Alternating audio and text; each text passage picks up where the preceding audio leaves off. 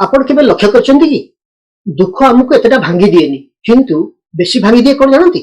ଆମେ ନିଜେ ସେଇ ଦୁଃଖକୁ ଧରି ରଖିବାଟା। ଜୀବନଟା ତ ଏମିତି ସହଜ ନୁହଁ, ସବୁବେଳେ ଜୀବନରେ ସୁଖ ନଥାଏ। ତାପରେ ଯଦି ଯୋଉ ସବୁ ଜିନିଷ ଗୁଡାକ ମନକୁ ଦୁଃଖ ଦିଏ ତାକୁ ଆମେ ଧରି ରଖିବା କାହିଁକି? ଆପଣ ନିଜେ କୁହନ୍ତୁ, ସେଇଟା ଉଚିତ କି?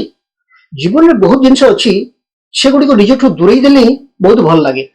ତା ଦ୍ୱାରା ମନ ବି ହାଲକା ହେଇଯାଏ, ଆଉ ସବୁ ଦୁଃଖକୁ ବୋହିକି ଚାଲିବା ଆମର କାମ ନୁହେଁ।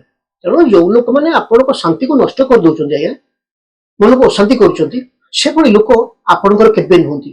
କିନ୍ତୁ ଯୋଉମାନେ ସାଙ୍ଗରେ ରହିଲେ ମନ ଶାନ୍ତ ହୁଏ, ମୁହଁରେ ହସ ଆସେ, ସେଇମାନଙ୍କୁ ହିଁ ଧରି ରଖନ୍ତୁ, ପାଖରେ ରଖନ୍ତୁ।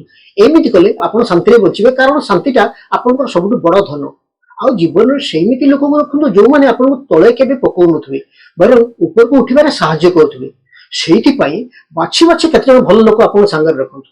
ଦେଖିବେ ଜୀବନଟା ଓଜନିଆ ଲାଗିବନି, ହାଲକା ହେଇଯିବ, ଆଉ ଆପଣ ବେଶ ଆନନ୍ଦରେ ଆଉ ଶାନ୍ତିରେ ବଞ୍ଚିପାରିବେ। ଏଇଟା ଆଜ୍ଞା ଅଙ୍ଗେ ନିଭା କଥା।